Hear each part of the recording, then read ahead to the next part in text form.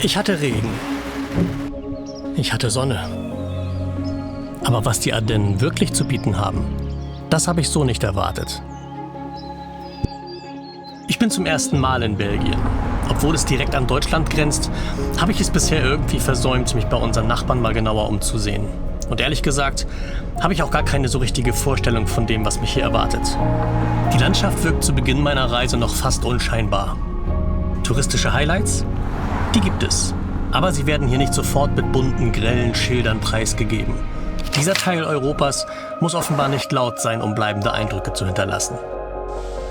Mein erstes Ziel ist das Hohe Venn, das auch wie die übrigen Ardennen geologisch betrachtet zum Rheinischen Schiefergebirge gehört, zu dem auch die Eifel zählt. Ich bin jetzt gerade mal zu Fuß unterwegs und werde jetzt mir die Gegend da hinten mal angucken. Das Hohe Venn ist riesig. Die Wege hier ziehen sich kilometerweit durch die offene Landschaft und verlaufen meist schnurgerade bis zum Horizont. Die Weite dieser Landschaft ist beeindruckend. Die weiten Moorflächen mit den vereinzelten Baumgruppen und die Ruhe hier geben dieser Gegend schon fast etwas Nordisches. Aber so faszinierend die Natur hier auch ist, für eine kleine Wanderrunde zwischendurch ist das Hohe Venn definitiv nicht der richtige Ort. Das ist echt schön hier, richtig schön. Aber leider kann man hier nicht querfeldein gehen. Das ist natürlich gut für die Natur, schlecht für mich. Es gibt hier nur diese geraden Wege, die hier durch diese Gegend führen. Und wie man hört, sehr dicht an der Straße. Das ist ein bisschen schade. Diese Ecke ist hier prädestiniert für das E-Bike und deshalb gehe ich jetzt auch zurück und hole mir mein E-Bike und dann drehe ich hier eine Runde. Vor dem großen Regen, hoffe ich. Ich gehe zurück zum Parkplatz und hole mein Bike. Ein bisschen fühlt es sich wie Schummeln an, aber auf den endlosen Sand- und Schotterwegen durch dieses Gebiet kann ein bisschen technische Unterstützung nicht schaden. Ich stand da jetzt gerade an einer Wegabzweigung, ein Auto vom Ranger, der Ranger direkt daneben. Ich bin an ihm vorbei und er sagte, Monsieur, ich bin direkt an einem großen Verbotsschild für Fahrräder vorbeigefahren. Ja, hat er mich erstmal zurechtgewiesen, aber sehr, sehr freundlich. Ich habe das überhaupt nicht gesehen. Hier ist es aber genauso schön. Das glaube ich jedenfalls. Ich kenne den anderen Weg ja nicht, aber der andere Weg geht hier lang. Ja, und das ist ja eigentlich klar, dass man hier nicht mit dem Fahrrad langfahren darf. Ich stehe jetzt da, nicht da, da irgendwo. Und entweder ist hier Sackgasse oder man darf da jetzt mit dem Fahrrad weiterfahren. Das werde ich gleich eruieren. Tolle Ecke hier. Und jetzt sehe ich sogar noch ein bisschen was von diesem Weg hier. Für sowas ist das Fahrrad echt optimal, ja? Also muss man echt schon sagen. Das ist schon cool. Hier wäre ich jetzt zu Fuß nicht so schnell hingekommen. Und jetzt mal gucken, ob man da weiterfahren darf. Sieht fast so aus, ja. Und dann geht's für mich jetzt da weiter. Da, über die Holzplanken. Das Hohe Venn ist eines der größten zusammenhängenden Hochmoorgebiete Europas und liegt direkt an der Grenze zwischen Belgien und Deutschland. Weite offene Moorflächen, eine niedrige Vegetation, lange Holzstege und oft schnurgerade Wege, die sich wie Linien durch die Landschaft ziehen, prägen diese Gegend. Im Winter können hier Temperaturen weit unter dem Landesdurchschnitt herrschen. Und auch im Sommer bleibt es oft kühl und windig. Für Wanderer ist das Hohe Venn vor allem eins, eine Landschaft, die entschleunigt. Hier gibt es keine spektakulären Gipfel oder schroffen Felsformationen. Stattdessen kann man hier stundenlang durch eine Natur wandern, die sich einem nicht aufdrängt. Wer die Ruhe sucht, ist hier perfekt aufgehoben. Bin wieder zu Hause. Jetzt hat es dann doch noch angefangen zu regnen, leider. Aber richtig geile Gegend. Also es ist schon echt schön. Und viele, viele Menschen getroffen tatsächlich. Die sind alle sehr gesprächs- und kontaktfreudig hier. Aber alle nett, allesamt, wie die da sind. Es sind alles Menschen, die Natur mögen. Sonst würden die Wege sind echt lang. Ne? Also man geht ewig nur geradeaus. Deshalb war das mit dem Bike jetzt top eigentlich. Zum Wandern wäre mir das jetzt ein bisschen zu öde gewesen. Also landschaftlich natürlich nicht. Aber von den Wegen her, man kann auch nicht mal irgendwo rechts oder links abbiegen, sondern es geht eigentlich immer nur schnurstracks. Man ist an diese vorgegebenen Wege da gebunden. Aber mit dem E-Bike, wie gesagt, großartig. Also, jetzt werde ich mich erstmal meiner Sachen entledigen und dann, mal gucken. Ich habe vorhin einen Tipp gekriegt, wo ich schlafen kann, an einem Sportplatz hier im nächsten Ort. Das werde ich jetzt gleich mal abchecken und dann werde ich mir da sicherlich was zu essen machen.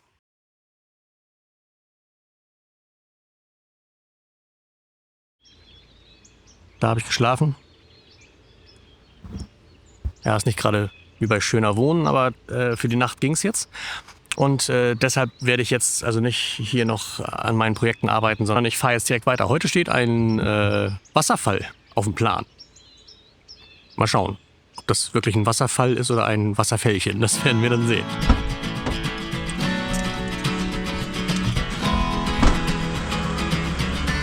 Belgien ist klein, meine Ziele liegen nicht weit auseinander.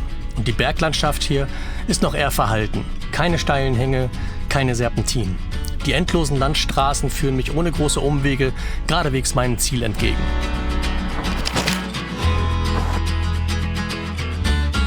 Und nach nur etwa einer Stunde Fahrt erreiche ich die Wasserfälle von Coo.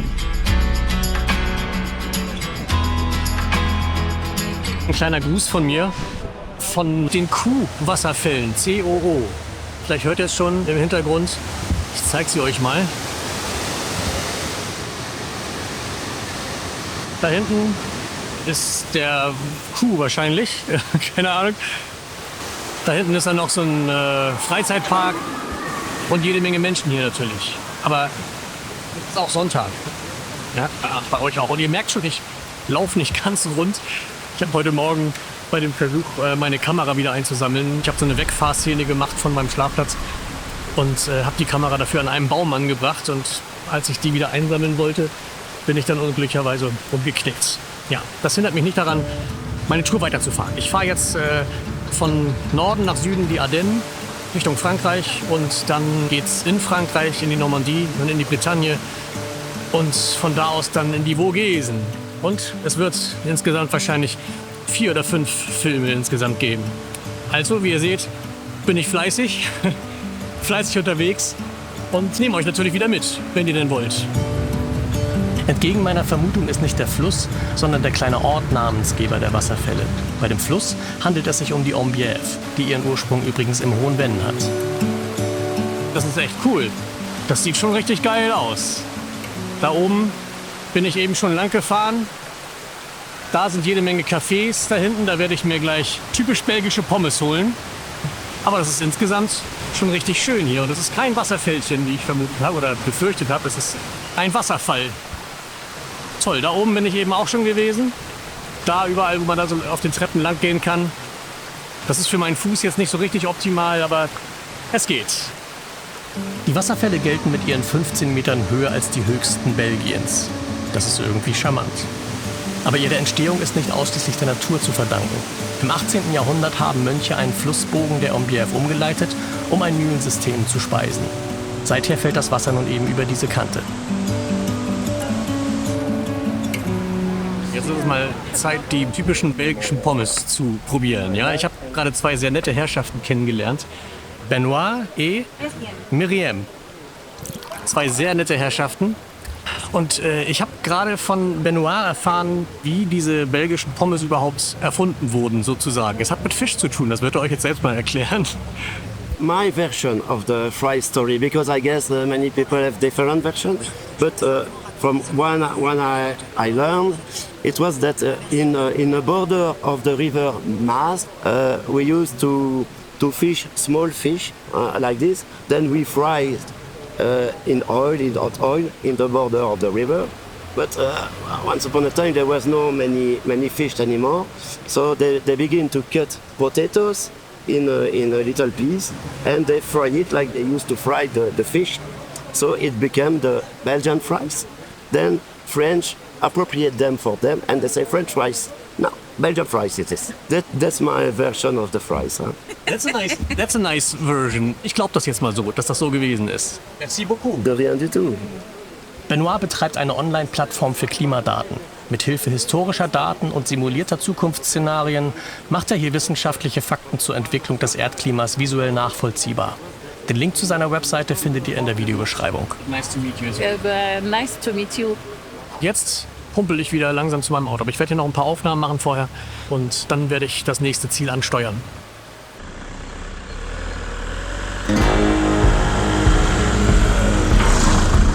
Mein nächstes Ziel liegt nur etwa 1,5 Autostunden weiter südlich. Trotzdem brauche ich für diese Etappe rund 2 Tage. Heute schaffe ich nur etwa die Hälfte der Strecke.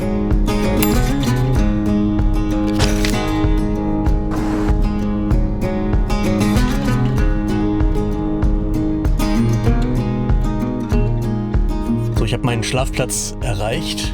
Blöderweise habe ich mir ausgerechnet für diese Nacht jetzt heute, das wusste ich natürlich nicht, einen Parkplatz rausgesucht, auf dem Wohnmobile nicht erlaubt sind.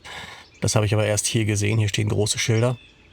Aber gut, ich werde das Risiko jetzt eingehen und wenn dann wirklich jemand kommt, dann hoffe ich darauf und denke auch, dass die meine Problematik dann auch verstehen. Denn im Moment sieht es so aus, dass ich kaum auftreten kann. Fahren geht sehr gut, witzigerweise, aber ich muss erstmal ins Fahrerhaus kommen. Und hier funktioniert das Laufen jetzt nicht so richtig gut. Ich glaube, ich habe das vielleicht ein kleines bisschen übertrieben heute schon, nachdem das ja heute Morgen erst passiert ist. Aber bin ich dann heute doch eine ganze Menge gelaufen. Hätte ich vielleicht anders planen sollen. Ja. Clemens, vielen Dank für deinen Tipp.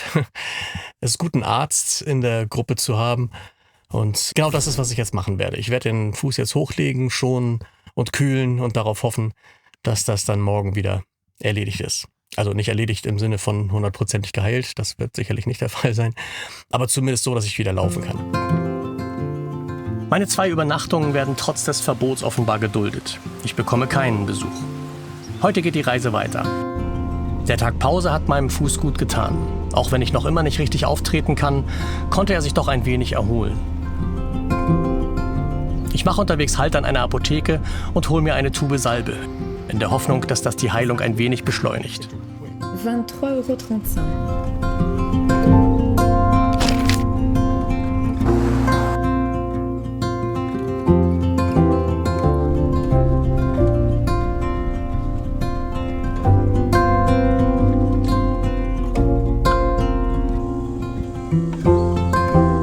Bonjour, mes amis. Nachdem ich gestern mir einen Tag Pause gegönnt habe und meinen Fuß geschont habe, geht es jetzt inzwischen wieder ganz gut. Geht er jetzt inzwischen wieder ganz gut, muss man ja eigentlich sagen. Ich bin noch nicht 100%ig wieder auf dem Damm, aber ich kann zumindest schon wieder einigermaßen laufen und Autofahren geht wunderbar, schmerzfrei. Da muss ich einfach nicht so viel Kraft aufwenden beim Gas geben und bremsen, wie wenn ich durch die Gegend laufe und meine knapp 90 Kilo damit stemmen muss. Und jetzt bin ich hier, man könnte denken an der Saarschleife. Nein, das nennt sich hier Tombeau de Géant, glaube ich. Tombeau du Géant müsste es eigentlich heißen. Das heißt, glaube ich, das Grab des Riesen. Und das kriege ich aber noch raus. Ja. Und ich laufe jetzt nicht viel, ich will meinen Fuß nicht gleich wieder überlasten heute, aber vom Parkplatz da oben bis hierher habe ich es jetzt gerade noch geschafft. Das ist toll, oder? Also ich bin sowieso begeistert, ich bin das erste Mal in Belgien, ich bin hier schon mal durchgefahren, aber dass das hier so weitläufig ist, das habe ich gar nicht auf der Reihe. Oder hatte ich gar nicht auf der Reihe. Ich bin hier schon Straßen gefahren, die wie in Spanien bis zum Horizont nur geradeaus gehen, nur dass hier alles viel grüner ist. Was bin ich doch gut. Eigentlich hatte ich geplant, von hier aus die nächsten beiden Ziele mit dem E-Bike anzusteuern. Stattdessen gönne ich meinem Fuß aber auch heute noch mal einen Tag Ruhepause. Ich beschließe, das Radfahren noch etwas hinauszuschieben und setze meine Reise am nächsten Tag mit dem Womo fort.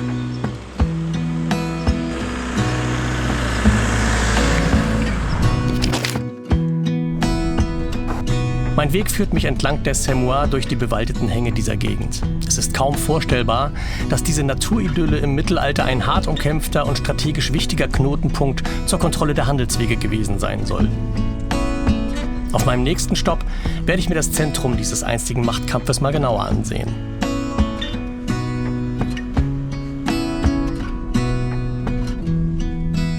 Ich habe mir ja vorgenommen, wegen meines Fußes nicht so viele Wandertouren jetzt mehr zu machen auf diesem Trip. Aber jetzt bin ich dann trotzdem mal unterwegs, weil diese Burg, zu der ich gerade unterwegs bin, nicht so weit entfernt ist. Da ist der Stellplatz und da ist das Château de Bouillon, glaube ich, heißt das. Muss man mal angewöhnen, mich vorher schlau zu machen, ne, bevor ich loslaufe und nicht erst, wenn ich das Video schneide. So hört ihr das dann immer erst aus dem Voice-Over, was eigentlich angesagt ist an den Locations, wo ich bin. Also insofern, Sascha, erzähl mal. Sehr gern. Das Château Fort de Bouillon galt im Mittelalter als unbezwingbar. Es erstreckt sich über 3 miteinander verbundene Felskuppen. Um von einem Teil in den nächsten zu gelangen, musste man tiefe, in den massiven Fels gehauene Gräben überqueren, die mit Zugbrücken und Fallgattern gesichert waren. Wurde die äußere Burg überrannt, zog sich die Besatzung in den nächsten, höher gelegenen Abschnitt zurück. Über einen 50 Meter tiefen Brunnen im Innern der Festung konnten sich die Soldaten über Monate hinweg mit Wasser versorgen. Um die schweren Eimer nach oben zu transportieren, mussten sie im Inneren eines riesigen Hamsterrades laufen.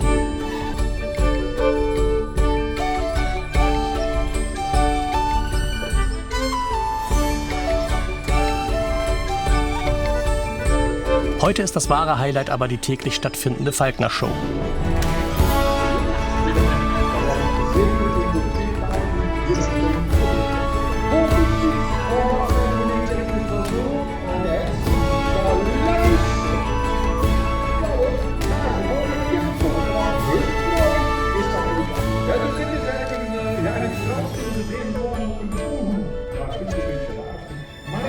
Die Show ist vorbei. Das war echt lustig. Also hat er richtig gut gemacht, muss man sagen. Ich habe natürlich nicht alles verstanden, logischerweise. Aber das, was ich verstanden habe, das war sehr, sehr, sehr gut. Also echt gut gemacht. Auch hier bleibe ich auf dem kostenlosen Stellplatz in fußläufiger Nähe zur Burg eine Nacht länger als geplant. Nach dem Aufstieg zur Burg zwingt mich mein Fuß wieder etwas kürzer zu treten. Bei meiner Abfahrt treffe ich zwei Bekannte wieder. Vor etwa einem Jahr waren wir in den französischen Alpen schon mal Stellplatznachbarn, als ich dort mit meinem defekten Lenkgetriebe festsaß. Die Welt ist klein. Ja, wünsche Ihnen noch einen schönen Aufenthalt, gute Fahrt. Auch das heutige Ziel war eigentlich mit dem E-Bike geplant, da die Orte nicht allzu weit auseinander liegen. Mit dem Wohnmobil muss ich den Umweg um die Berge herum nehmen. Trotz des eher mäßigen Wetters genieße ich die rund 20-minütige Fahrt, bis die Straße plötzlich in einen Feldweg übergeht. Sollte ich da durchfahren? Das sieht ja nicht nach einer offiziellen Straße aus. Solange ich rückwärts zurückkomme, ich probiere es mal. Nach einem knappen Kilometer endet die Fahrt. Und einmal mehr wird mein spärliches Schulfranzösisch auf die Probe gestellt. Sauf avant droit. Ayant droit. Ah. Und hier ist dann also Feierabend für mich. Ich guck mir das mal zu Fuß an. Sauf avant droit hätte geheißen, außer vor Recht. Das hätte sich mir jetzt nicht so erschlossen, was das heißen soll. Sauf ayant droit, das macht jetzt Sinn. Musste ich allerdings googeln. Das heißt, dass da nur Befugte rein dürfen. Das heißt, mit dem Auto endet die Reise hier für mich. Aber kann mich keiner davon abhalten, hier zu Fuß lang zu gehen, oder? Das mache ich jetzt. Da unten soll irgendwo so ein Aussichtspunkt sein. Allerdings sind das noch knapp 1,5 Kilometer. Das werde ich jetzt nicht ganz machen, aber ein Stückchen. Und ich mag dieses Wetter ja, ne? Das finde ich toll, wenn dieser Nebel in den Tälern liegt. Und das macht auch dieses Grün so schön, finde ich. Ja. Das ist ein bisschen ungünstig hier zu laufen für mich, aber ein Stückchen gehe ich noch. Aus dem offenen Gelände führt der Weg wieder in bewaldetes Gebiet. Ich weiß, ich sollte umkehren, aber die Neugier treibt mich weiter.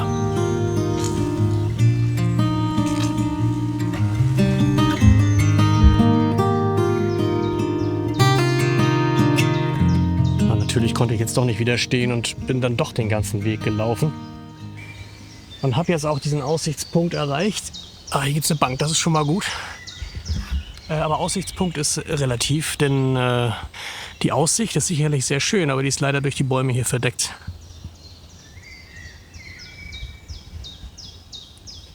Hier gibt es einen Sentier des Points de Vue, einen Aussichtspfad, einen Aussichtspunktepfad eigentlich. Aber das geht hier sehr steil hoch und bergauf geht für mich noch, aber bergab gar nicht. Und wenn ich da hochgehe, dann muss ich wahrscheinlich auch wieder runter. Von daher schenke ich mir das jetzt heute. Schade eigentlich, aber die Aussicht ist hier sowieso durch die Bäume versperrt. Insofern ist das ein schöner Spot hier. Aber richtige Aussichtspunkte gibt es hier eigentlich nicht so richtig. Vielleicht gibt es ja an meinem nächsten Ziel einen freieren Weitblick.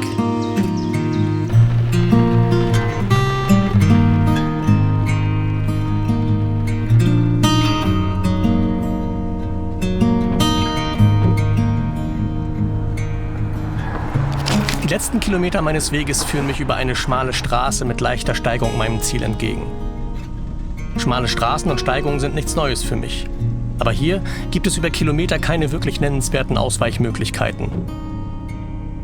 Aber schließlich erreiche ich ohne größere Vorkommnisse den Parkplatz. Zweite Wandertour für heute. Ich kann es nicht lassen, ne? Sind aber alles kurze Strecken. Hoffe ich jedenfalls. Ich weiß gar nicht, wie weit die Strecke jetzt ist, aber so weit kann das nicht sein. Mit meiner Vermutung liege ich richtig. Vom Parkplatz aus sind es nur etwa 300 Meter Fußweg bis zu meinem Ziel. Tolle Location hier. So eine Felsformation mit einem grandiosen Ausblick. Das Ganze nennt sich hier Tour de Roc.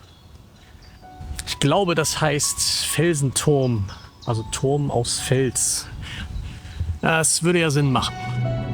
Diese riesigen geometrisch gestapelten Felsblöcke wirken hier mitten im Wald so unwirklich, dass die Menschen im Mittelalter sie für ein Werk des Teufels hielten. Der Legende nach verkaufte ein armer Ritter dem Teufel seine Seele, damit er ihm hier in nur einer Nacht eine prachtvolle Festung baut.